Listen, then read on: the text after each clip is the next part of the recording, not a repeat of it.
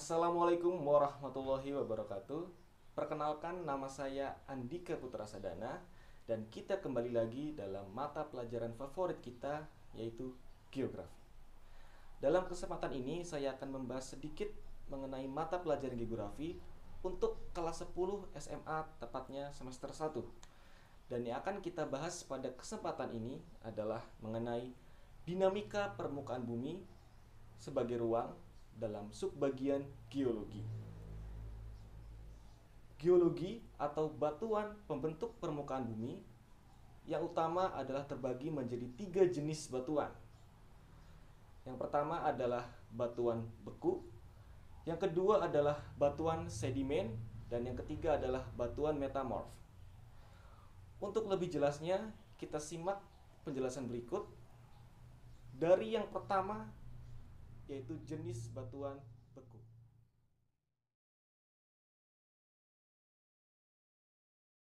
Batuan beku.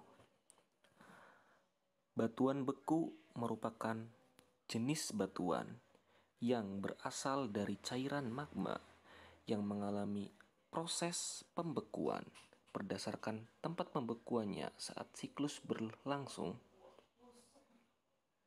Batuan beku dibedakan menjadi 3 jenis. Yang pertama adalah batuan beku dalam, yaitu batuan beku di mana saat siklus itu berlangsung, tempat pembekuannya berada jauh di dalam permukaan bumi. Proses pembekuannya pun sangat lambat. Contohnya seperti batu granit. Selanjutnya adalah batuan beku korok atau gang, merupakan batuan beku di mana proses pembekuannya berada dekat dengan lapisan kerak bumi. Contoh di sini adalah batu diorit. Yang ketiga adalah batuan beku luar. Merupakan batuan beku di mana tempat pembekuannya berada di permukaan bumi. Prosesnya yang sangat cepat sehingga dapat terbentuk kristal. Contohnya seperti batu basalt dan batu andesit. Untuk lebih jelasnya, mari kita simak mengenai jenis-jenis batuan beku. Yang pertama adalah batu obsidian, merupakan batu bahan beku memiliki warna yang hitam ataupun coklat tua. Batu obsidian ini memiliki permukaan yang halus dan juga mengkilap. Batu obsidian ini banyak dimanfaatkan sebagai alat pemotong dan juga mata pisau.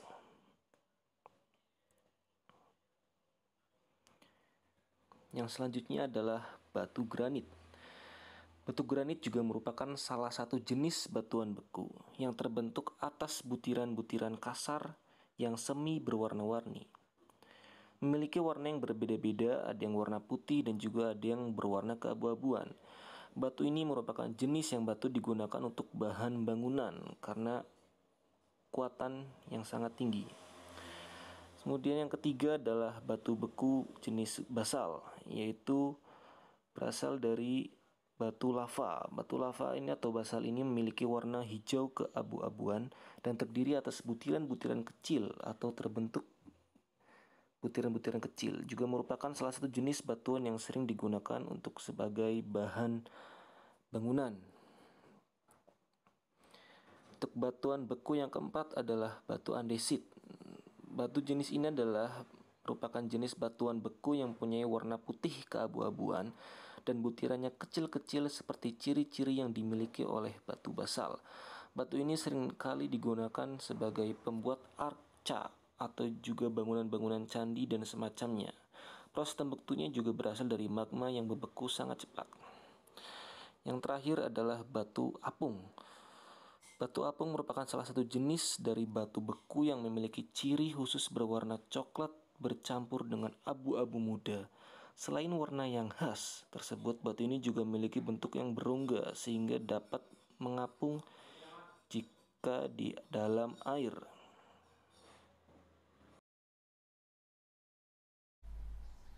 Untuk jenis batuan yang kedua, kita akan membahas mengenai batuan sedimen.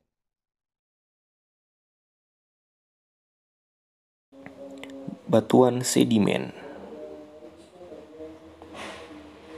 Pada saat siklus mengalami pelapukan, pengikisan, dan pengendapan, karena pengaruh cuaca, kemudian diangkut oleh tenaga alam seperti air, angin, atau gletser, dan diendapkan di tempat yang lebih rendah, maka akan terbentuk batuan sedimen. Menurut proses siklusnya, batuan sedimen dibagi menjadi 3 jenis. Yang pertama adalah batuan sedimen klastik, yang hanya mengalami proses siklus mekanik tanpa mengalami proses kimiawi, dikarenakan tempat pembentukannya masih sama susunan kimiawinya. Contohnya seperti batu breksi dan batu pasir. Kemudian ada batuan sedimen kimia, di mana batuan ini terbentuk karena proses kimiawi.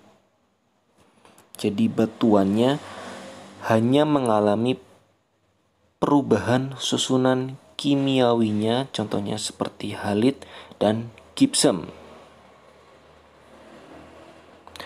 Yang selanjutnya adalah batuan sedimen organik, di mana batuan ini pada proses siklus pengendapannya mendapat pengaruh dari organisme lain seperti tumbuhan, atau bisa dikatakan terjadi pengaruh organisme pada siklus pembentukannya. Contohnya adalah batu gamping dan batu bara. Oke, untuk lebih jelasnya kita akan simak mengenai jenis-jenis dari batuan sedimen. Untuk batuan sedimen yang pertama adalah batuan sedimen klastik. Batuan sedimen jenis ini merupakan batuan sedimen yang berasal dari pecahan-pecahan batuan yang pernah ada sebelumnya. Dengan kata lain, batuan sedimen klastik merupakan batuan sedimen yang terbentuk dari proses pengendapan kembali pecahan-pecahan batuan asal atau sebelumnya. Batuan asal tersebut dapat berupa batuan beku, batuan metamorf. Kemudian yang kedua adalah batuan sedimen kimiawi. Batuan jenis ini merupakan batuan sedimen yang terbentuk dari proses kimia. Dengan kata lain, batuan sedimen kimiawi merupakan batuan sedimen yang terbentuk sebagai hasil penguapan suatu larutan atau pengendapan material di tempat itu juga. Kemudian yang ketiga adalah batuan sedimen organik. Batuan sedimen jenis ini merupakan batuan sedimen yang terbentuk dari pengendapan bahan organik. Dengan kata lain, batuan sedimen organik merupakan batuan sedimen yang terbentuk karena adanya aktivitas binatang atau tumbuhan-tumbuhan. Beberapa contohnya adalah binatang laut atau terumbu karang dan kumpulan cangkang-cangkang binatang. Yang keempat adalah batuan sedimen vulkanik. Batuan sedimen jenis ini merupakan batuan sedimen yang terbentuk dari letusan Gunung Merapi. Dengan kata lain, batuan sedimen vulkanik merupakan batuan sedimen yang terbentuk karena adanya aktivitas gunung berapi yang meletus, di mana debu-debunya mengeluarkan aktivitas tersebut akan terendap dan menjadi sedimen. Dan untuk jenis batuan yang terakhir yang akan kita bahas pada kesempatan kali ini adalah batuan metamorf. Silakan simak penjelasan berikut. Yang ketiga adalah batuan metamorf. Adanya penambahan suhu, penambahan tekanan, dan campuran gas yang terjadi secara bersamaan pada saat proses pembentukan batuan, maka akan menjadi batuan metamorf. Jenis-jenis batuan metamorf diantaranya adalah batuan metamorf kontak. merupakan batuan yang terbentuk karena adanya peningkatan suhu dan letaknya dekat dengan dapur magma. Contohnya seperti marmer. Kemudian batuan metamorf dinamo merupakan batuan yang terbentuk karena adanya tekanan yang sangat tinggi. Contoh di sini adalah skis. Batuan metamorf thermal pneumatolik merupakan batuan yang terbentuk karena adanya peningkatan suhu dan tekanan yang sangat tinggi. Contohnya adalah gneiss. Untuk lebih jelasnya, mari kita simak jenis-jenis batuan metamorf secara lebih jelas. Yang pertama, jenis-jenis batuan metamorf. Di sini saya mengambil berdasarkan Basher dan Frey tahun 1994. Untuk jenis batuan metamorf dibagi menjadi dua. Yang pertama adalah metamorfosa regional atau disebut dengan dinamotermal, merupakan proses metamorfosa yang terjadi di daerah yang sangat luas dan dibagi menjadi tiga macam. Tiga macam ini adalah, yang pertama adalah metamorfosa orogenik. Ini terjadi pada daerah sabuk orogenik di mana terjadi proses deformasi dan menyebabkan rekristalisasi. Pada umumnya, batuan metamorf yang dihasilkan oleh metamorfosa ini mempunyai batuan mineral yang terorientasi dan membentuk sabuk yang melampar atau terbentang dari ratusan hingga ribuan kilometer. Yang selanjutnya adalah metamorfosa boreal. Batuan ini terjadi akibat adanya kenaikan tekanan dan temperatur pada daerah geosinkline yang mengalami sedimentasi intensif dan di mana kemudian akan terlipat. Proses ini yang terjadi pada metamorfosa ini adalah rekristalisasi dan reaksi antara mineral dengan fluida. Yang selanjutnya adalah metamorfosa dasar samudera atau ocean floor. Metamorfosa dasar samudera yang dikenal dengan sebutan ocean floor ini terjadi akibat adanya perubahan pada kerak samudera, tepatnya di sekitar pegunungan tengah samudera atau mid-oceanic ridge. Batuan metamorf yang dihasilkan oleh proses metamorfosa ini umumnya memiliki komposisi basah dan ultra basah. Yang selanjutnya adalah metamorfosa lokal. Metamorfosa lokal, proses metamorfosa terjadi di daerah yang sempit, diantaranya hanya beberapa kilometer atau meter saja. Dan metamorfosa lokal terbagi menjadi 6 macam. Yang pertama adalah metamorfosa kontak, yang sebelumnya telah dibahas. Metamorfosa ini mengalami pemanasan di sekitar kontak massa batuan beku intrusif maupun ekstrusif. Perubahan terjadi karena adanya pengaruh panas dan material yang dilepaskan oleh magma serta deformasi akibat gerakan massa. Zona metamorfosa kontak tersebut juga kontak Arwell. Proses ini terjadi pada zona ini umumnya terjadi. Selanjutnya adalah metamorfosa kausik atau thermal. Metamorfosa kausik ini sebenarnya merupakan jenis khusus dari metamorfosa kontak yang menunjukkan suatu efek hasil temperatur yang tinggi pada kontak batuan dengan magma pada kondisi vulkanik atau kuasi vulkanik. Contohnya di sini adalah selolith atau zone dike. Selanjutnya adalah metamorfosa kataklastik atau diskolasi. Metamorfosa kataklastik ini terjadi pada daerah yang mengalami deformasi intensif seperti pada pahatan. Proses yang terjadi murni ini disebabkan karena adanya gaya mekanis yang mengakibatkan penggerusan dan granulasi batuan. Batuan yang dihasilkan ini memiliki banyak macamnya. Kemudian adalah metamorfosa hidrotermal. Metamorfosa hidrotermal ini terjadi akibat adanya perlokasi fluida atau gas yang panas pada jaringan antar bukit atau pada retakan-retakan batuan.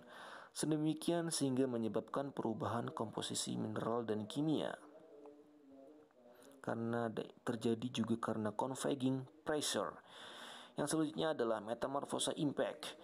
Metamorfosa impact ini terjadi akibat adanya tabrakan hypervelocity sebuah meteorit Dan adapun kisaran waktunya hanya sekitar beberapa mikrodetik saja, di mana pada umumnya ditandai dengan terbentuknya mineral coicite dan stishovite. Metafase ini juga berkaitan erat dengan panas bumi atau geothermal. Yang selanjutnya adalah metamorfosa retrograde atau diapropteris. Metamorfosa retrograde ini terjadi akibat adanya penurunan temperatur sedemikian sehingga kumpulan mineral metamorfosa tingkat pengingitannya menjadi berubah. Kumpulan mineral stabil pada temperatur yang lebih rendah dari sebelumnya. Oke, yang selanjutnya adalah kesimpulan mengenai jenis-jenis batuan utama dari pembentuk permukaan bumi. Jadi, ketiga jenis batuan yang telah kita bahas tadi memiliki keterkaitan atau saling menyambung, atau dalam hal ini adalah siklus batuan. Yang pertama adalah berasal dari magma. Magma yang mengalami pendinginan dan kristalisasi akan berubah menjadi batuan beku. Batuan beku yang akan terbawa oleh cuaca dan erosi kemudian akan mensedimentasi. Kemudian terjadi pemandatan dan sementasi sehingga terjadi batuan sedimen. Kemudian batuan sedimen.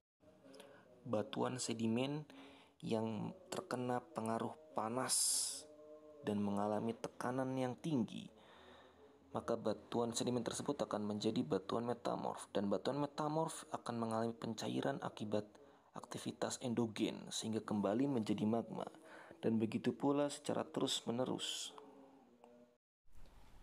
Oke, bagaimana teman-teman? Sangat menarik bukan?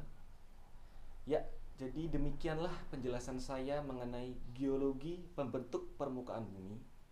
Terima kasih atas perhatian rekan-rekan semua. Sampai jumpa pada pertemuan kita selanjutnya. Terima kasih. Wassalamualaikum warahmatullahi wabarakatuh.